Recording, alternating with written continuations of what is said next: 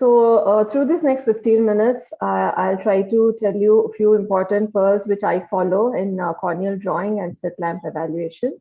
And corneal drawing is not new to us. This is a beautiful illustration way back in 1973, where our super seniors have been using corneal diagram to treat their patients. And this says it all. I think how much ever you write in your case sheet, a simple small drawing which is quick, a picture can really say worth 1,000 words. So why do we need to draw the cornea or the pathologies? Basically for our clinical judgments to follow up cases. Today, extremely important in terms of medical legality and treatment. You really can't remember the smallest findings of all your patients, so a small diagram would really help. And when you have a team which is co-managing corneal pathology, and believe me, I feel the biggest advantage is to improve your skill sets. So as a resident or a fellow, I remember I would say, okay, let me see the entire cornea. I'm not going to come back. I'll see everything and go and draw, but at least 5 times I come back to look at the smaller intricacies in the ulcer or the depth or things. So I think it's tremendously helped all of us improve our slit lamp skills and give a keen eye to look into anything, may it be erosion or corneal ulcer. So basically there are 6 prime colors which we use when we draw the cornea. The first and commonest being black.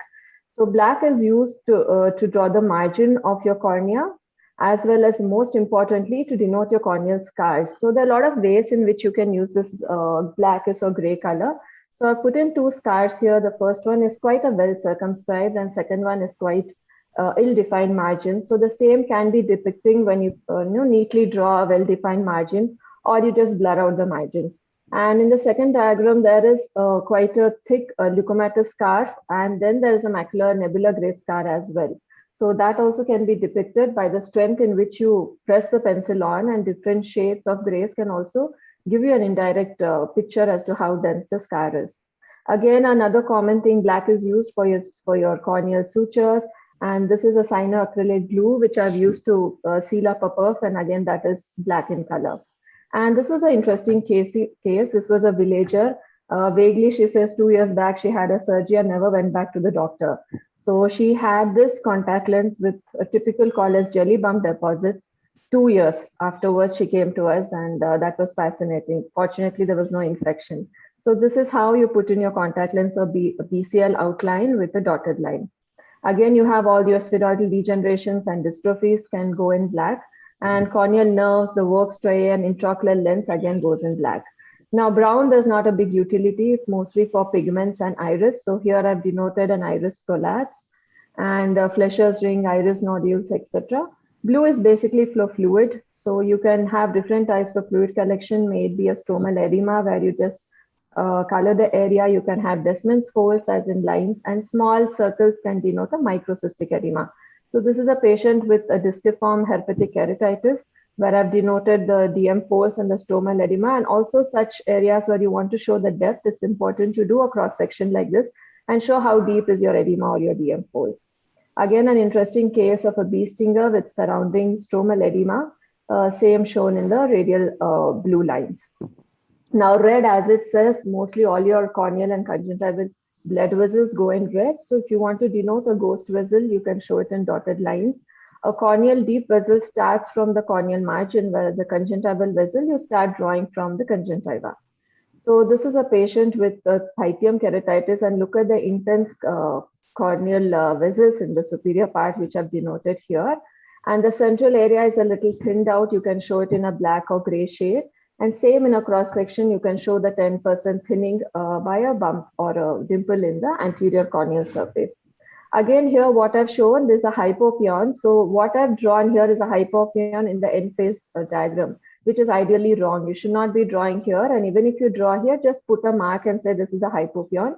Ideally, the hypopyon is shown in the cross section view. So here, if you write your colleague to next day may feel this is another infiltrate. So make sure the hypopyon goes in the slit diagram. So this is a day 1 post-op where there is blood seepage into the anterior chamber, and that can beautifully be denoted by a slit diagram. Again, all your pterygioms and symblepharon go in red. This is a beautiful case. It's a double staining with herpetic ulcer. The entire lower lid, lower part of 1/3 had a lot of rose bengal staining. So rose bengal again can be beautifully shown with a red diagram. and all your follicles and papillae again are red.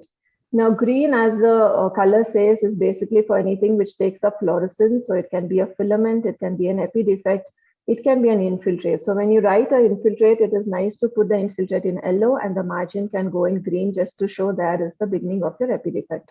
And you can have your SPKs and PEE. So this, I'm sure all of us know, it's a giveaway pattern aberration. So as soon as you see this aberration, just look at the subtarsal, you will find this foreign body sitting there. Again, the green helps you in showing the aberrations. This is a patient with toxic keratitis. So there are a lot of SPKs and that appears like a epidefect, but actually it is a dense SPK. And this was a patient who developed it after a face mask with Sitafal seeds. So that is again a common presentation this part of the world. Now, yellow, as it says, is basically pus or infiltrate. And again, in ulcer, it's very important you show the depth. So here a cross section I've shown it is just around 10% of the cornea, and hypopyon I've shown it in the anterior chamber. Again, play with the intensity of your shading. So this ulcer has different intensities of infiltration. So you can show the same with a darker and lighter shade of yellow. So this is the major gist of it. A lot of smaller things are there, but tough in the scope. But this covers at least 95% of your corneal drawing. So in the beginning, I think you can have a simple picture like this, put it in your OPD, and it's very useful for quick reference. So I end the first part with this few tips. Always have a frontal as well as a slit view. So if you see here, this looks like a post graft, but actually this patient has had a graft and a dissect that is shown in the OCT. So that can never be shown in a frontal diagram. Always make a slit diagram where you can show the dissect longitude. And always have a number to it, either paracentral peripheral or clockwise, you can say prolapse from 7 to 10. And always anterior chamber details should not be shown in the corneal diagram, but always on the slit diagram. Use your intensity, use your drawing skills to improve your shading so that you can actually shade dark and light as per the pathology. Measurements, again, extremely important, especially when you're following up ulcer, etc. So always have the largest diameter of the ulcer and the perpendicular diameter or any other diameter or any other measurements you want, but denoted properly in the diagram. Again, of hypopyon is very important because that is a sign which will help you in follow-up. And always mark the site where you have taken the slit from. So that way you'll understand where exactly is the thinning and how much it is. And thinning, again, always show it in percentage. Now, all said and done, corneal diagrams is an excellent tool in the beginning of your career, but I think eventually we all have to settle into digital photographies and things which are even more simpler to use. And today you have a lot of mounts for your basic smartphones. So I'm sure every resident and fellow can start doing this very early in practice. So today is the good fortunate era of digital. So this brings me to the second part where I'll be telling a few pearls on slit lamp evaluation. So not much, but I think there are two basic types of slit lamp all of us know, the tower or the hack street or the good old gold standard or the lower light or the Zeiss type. Now I won't go into technicality, but basically the system can be divided into an observation system, illumination and mechanical. So for practical point, I would say this is the observation system and illumination, then move around the pivot. So this moment is extremely important as I go through the presentation. So these are the various parts available in any textbook. So when you look at, this is a typical figure you would again see in any textbook, and these are the around 9 to 10 types of illuminations that are possible with a slit lamp. So all these can be adjusted by mainly making three adjustments. So if I can crisply, so first adjustment is how the angle between your illumination and the viewing system are. The second being the size. So you can adjust the slit either vertically or horizontally. So this is another modification you can do to achieve the illumination. And the third thing is magnification. So by a combination of these three, we can easily achieve all these 10 types of illuminations. So instead of in a monotonous way going for each, I would just run you through a few clinical pictures and I'll tell you what illumination and what mechanics or what technique I have used to achieve them. So that makes it a little more interesting and practical. So this is a large conjunctival, probably pyogenic granuloma. So here I've used a diffuse illumination and the lowest magnification possible in my slit lamp, that was 10x. And I've kept the illumination slightly at an angle so that I get a better view. So we can use a diffuser. I don't have it on my slit lamp, but giving a diffuser will give it a more diffused illumination. So again, a very diffuse illumination of the entire anterior surface shows a postcorneal scarring, which I done for a patient with leukocoria with PL negative. Then this is again silicone oil in the anterior chamber, a band keratopathy, again a very low magnification entire area. And this is a patient with an extensive fungal ulcer, and he still preserves the wheat husk which caused it. So as you say in these images, a diffuse illumination will help you to create an overall survey before you start looking into each pathology cleanly. Now, next you look into your slits. So basically, as this image shows, an optical slit shows you the profile or shape of the cornea. So especially when you want to dissect the layers, epithelium, stroma, endothelium, optical section is the best. So keep your magnification decently good. And once you know the pathology, you can increase it further. Keep an angle of 30 to 50 degree. And most important, keep a very thin slit of just around 0.1 mm. So extremely useful for corneal surgeons where you can actually see or dissect lenticule, where you can see the small DM detachment, and invaluable tool for management of your ulcers, looking at the depth of the scars, etc. Now, when you make this optical section a little wider, say around 1.5 to 2, you start seeing the structures a little better in the perception of depth. So this is a nuclear sclerosis, and this is called as a parallelopiped illumination. Now here I have an angle of 30 degrees between the illumination and my viewing. But when I bring my illumination closer, voila, this is how beautiful the same lesion looks. And this is actually a macro lens vacuole. And this sort of illumination is called as a retro illumination.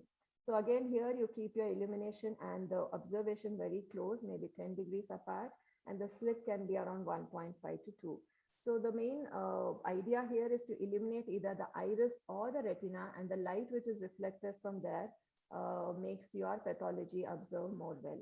So extensively useful for looking at your PCOs, and also for small corneal issues, like this is a patient with a basement membrane dystrophy. So how beautifully these refractile structures look on the retroillumination.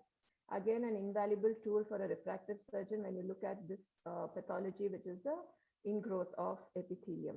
So in a direct view, and look how beautifully each nest can be seen when you go into a retroillumination. So again, retro can be divided into a direct retro and indirect retro, where direct is looking at the pathology exactly at the light, and indirect is where you look at it just next to the light. So for most of the corneal lesions, indirect retro work beautifully. Again, for small things like a small foreign body or a filament, this is an iris retro where the light is falling on the iris and the light reflected from the iris is illuminating this bee stinger. So again, a DM detachment at the incision, and look how we can play with the illumination. So this is, I'm putting light on this part of the fold. This is going to the iris, and from the iris, I'm getting a reflection which is illuminating this part of the DM detachment. So both the illuminations well seen in this picture. So next we go to the sclerotic scatter, again extremely useful for small corneal pathologies. So the idea is to illuminate part of the limbus, maybe around 9 o'clock, which is easy. And there is a phenomenon of total internal reflection. So once this happens, the smaller lesions are seen extremely well. So I quickly go to the specular microscopy. Now, I think these 5 tips are very important to how to achieve an endothelial specular microscopy. So first you go make an optical section and move the optical section so that you get this bright epithelial reflection. So this is your epithelial specular. So once this is achieved, you shift your focus to the endothelium, broaden the beam, and then you can magnify the endothelium. So this way, easily even a resident or a fellow can easily look at the endothelium. So it's just mind-boggling to look at your Gutay. So you can use these filters, the red-free filter, again to intensify your blood vessels. Then you have the cobalt blue filter here, looking very pristine looking cornea, but as soon as I put him on fluorescent and cobalt, I see this inferior SP case, which is a nocturnal lag of thermos. Again, I just see this lesion on a bright white light, and with the cobalt, I see how this OSSN has spread onto the cornea. So extremely important filter. So I ended with this case, which I actually saw yesterday and added into the presentation last moment. So this was a patient who had mild irritation. The cornea looks pristine, but as soon as I put cobalt blue, this lesion banks on, and this is with a yellow filter called a Ratten filter. So this is a patient who had a recurrent corneal erosion yesterday morning, and within half an hour it's healed. So if not for the knowledge of this and the slit lamp skills, you would have never picked it up, because this lesion goes off in another 2 to 3 hours and we won't be able to see this negative staining. So I think as ophthalmologists, we are extremely privileged and fortunate to actually see the disease in progress. I don't think any specialty God has given a transparent organ, so we can beautifully look at the pathogenesis, enjoy the way the lesion goes. So I thank you. And stop it with this slide where I could beautifully capture the lice, which is having its blood meal, and see how beautifully the blood passes through its body. So thanks one and all, and